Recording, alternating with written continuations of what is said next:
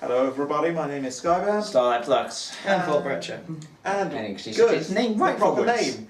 And we've just got finished watching Season 9, Episode 6 of My Little Pony Friendship is Magic. I don't have the title, but it was about sports ball and sports and stuff that I don't know anything about. I could look it up. Yeah, same here. But we could neither does Quibble, so I guess we're in a good situation. Yeah, as you can probably tell, sitting on this couch there is not much sportiness. I can tell you from this athletic body there is so much there isn't.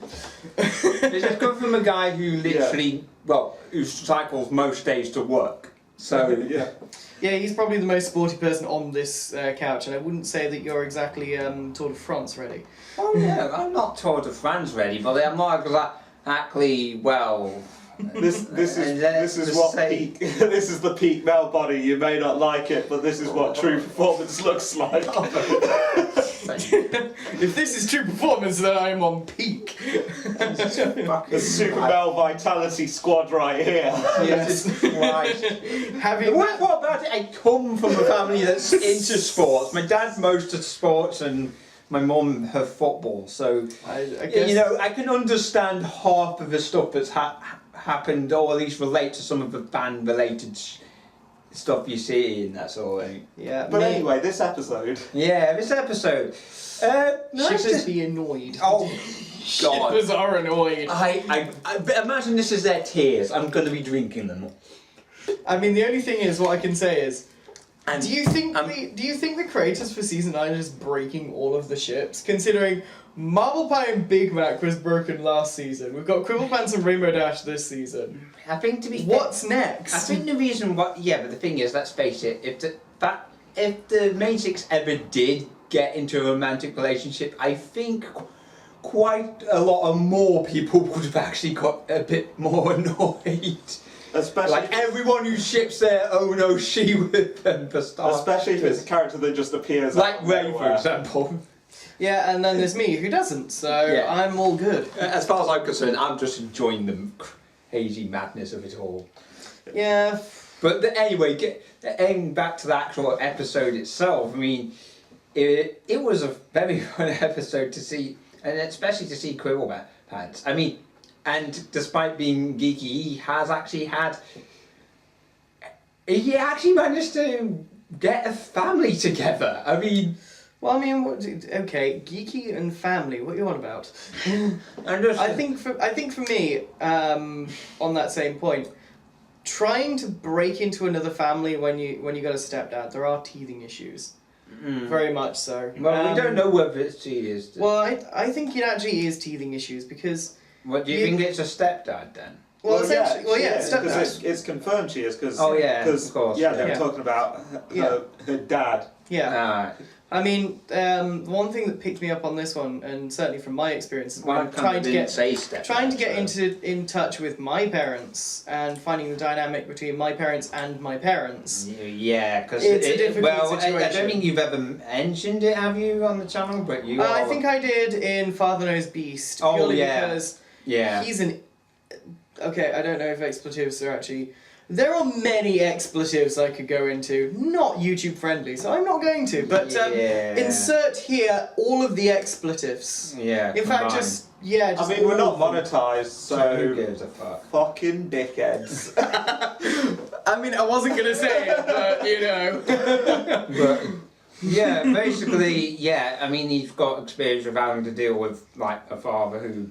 Well, I mean, I suppose it's slightly different for me because I've always known my father, but I haven't always known my father. Yeah, if adoptees, you'll get it. If you're not at this stage yet, or if you're going through it at some point, you will get it. Eventually, when you're trying to set the dynamic between your parents, and it is incredibly difficult. You've just got to sit down with both of them and talk to them.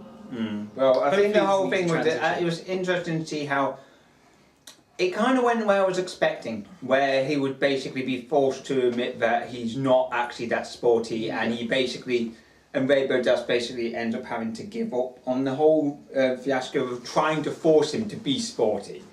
And it's like, I mean, it was funny watching it, but it was still, you could tell he was not athletic you know, he wasn't exactly the most, you know, sporty pony. You could tell he wasn't.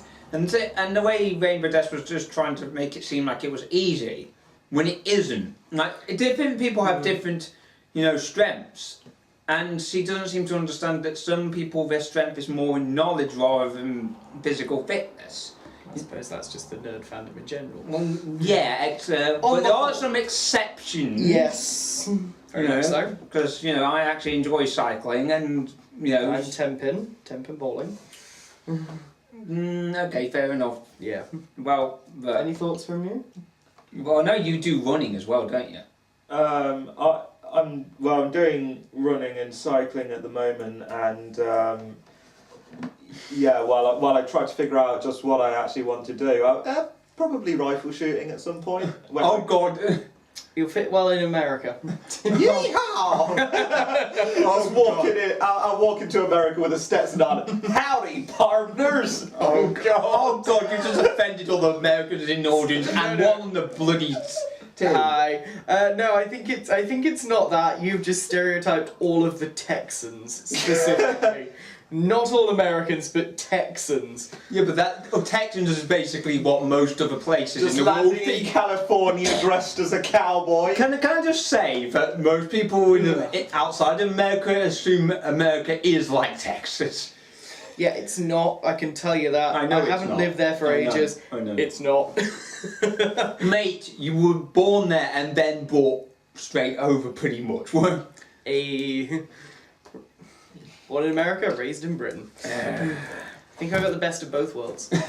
American good looks and British brains. Anyway, not bad. Yeah, that gave the conversation quickly, didn't it? Yeah, good looks. I am of course joking, but sure. That was it was quite an enjoyable episode. Obviously, it was kind of obvious where it was going. I mean, it's quite clear that Quibble doesn't really have any sporting prowess whatsoever, but in fairness to him, he seems to have excellent reading skills and statistical. Statistical. That'll probably come from his D&D. Probably, yeah. Yeah, probably. Sorry, not D&D. What is it? Ogres and Oglian Rocks, or whatever something. it is. Yeah. Yeah. No, that's probably what he does. He probably just rolls a d20 and then just. I got 6 in sportiness. Yeah. On a d6, I am infinitely sporty. At least it wasn't a D30. Rolling a D1. Rolling a 1 and a D100 for sportiness. That's pretty much what he did. Yeah. He pretty much rolled a D1. No, he rolled a what? Crit fail on. Yeah, you rolled a 1 and a D100. Literally, the lowest score you could get on like one of the biggest fucking dice you could get. Yeah. But yeah, it was kind of interesting to see the football come back again. And it's like how it slowly grew to be a bigger thing than it was before, where it was like, it started off as a small sport and it seems to be slowly growing. I wonder if they're going to start having prima donnas in there at some point. Oh, what about, what is it, Wags? Oh, God, can you imagine bloody snail... No, it'd be WAMs. Wives and Marefriends. And you do realise that, imagine if snails got a wag. I mean, it's possible. It's possible. I mean, you only have to look at Wayne Rooney. What's not to say that Snips and Snails... Who's Wayne Rooney? Okay. I mean... I only have one thing to say to you. I said, go fuck yourself. It's pretty much... Is that to me not knowing Wayne Rooney, or is it just, like... Just in general, I think. Okay. That's always... Okay, just nice to know where we stand. Yes, exactly. I mean, coming from from a bunch of people who know nothing about sports, it was quite good. I'm probably the person here who knows most about the sort of analogy that they were trying to play towards football, and I'm talking about not soccer. They were trying to make a reference to Well, I think it was an analogy to sports in general, and I think the biggest analogy that I could see was football or soccer, as it's mentioned instead. Yeah, soccer. You know, because well, because I've been to several football matches, mostly because my parents, well, my mum's fanatically into football, as I mentioned in the reaction below, so, yeah, so basically I have to admit I do have a bit more knowledge about this sort of environment, but not as much as, my family, so, but, yeah, but, as I say, it was interesting to see them do a callback, but again,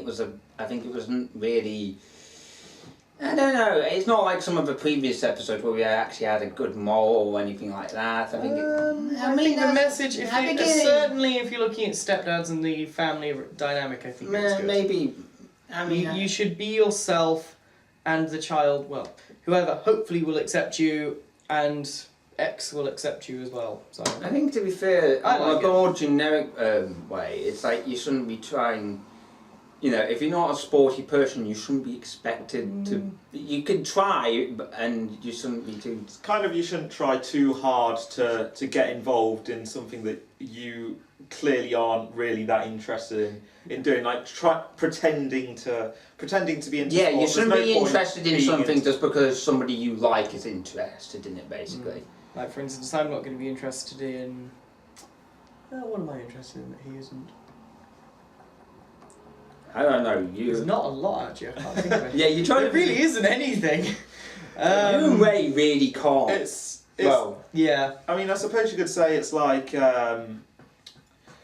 it's just a general lesson in that you shouldn't try and force yourself to like something, because ultimately that's going to make you kind of resent that thing anyway. It's better to sort of enjoy the fact that someone else enjoys that thing and still continue to like your own things, even though kind of parallel to that. Because I know people who aren't really into metal music, for example.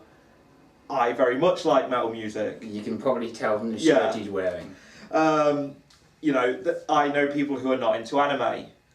I am very into anime. Yes. It's kind of, if you've seen any of the reactions, these kind of things, on the channel. As long as you can be kind of respectable to other people's interests, that's all you need to be. You don't need to be super into it. You don't need to be crazy about it. You don't even need to know anything about it, really. You just got to respect the fact that they like it and you have your own things you like, basically. I mean, that's the same with any relationship, frankly. Good episode, though. I'd say it was a decent episode. I'll give it a 7.6. Yeah, I would say about a 7.5. I'm going to go a little bit lower and say it's 6. It was above average, but it wasn't stellar. Okay. Yeah. 6. Alrighty. For me. Okay, cool. So, that was our episode discussion thing of Season 9, Episode 6 of My Little Pony. As mentioned, you can find the reaction down there, and hopefully you enjoyed it. Please hit the like, comment, subscribe, all that kind of stuff. As usual, my name is Skybound. Starlightlux. And Full Pressure. And we will see you for the next episode of My Little Pony Friendship is Magic. Goodbye. Bye. Later.